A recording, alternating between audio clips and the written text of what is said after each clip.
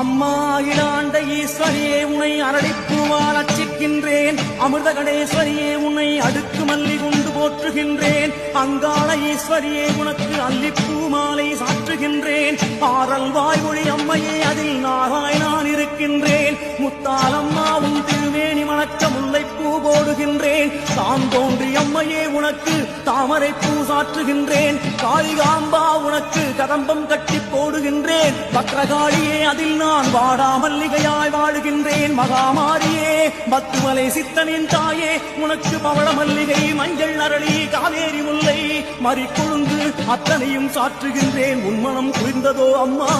குளிரவில்லை என்று சொன்னால் அம்மா என் ஆன்மா என்னும் வாடாத மலரை கொண்டு உனக்கு சமர்ப்பணம் செய்கின்றேன். சமயம் இதுவென வாரும் அம்மா. சன்னதியோ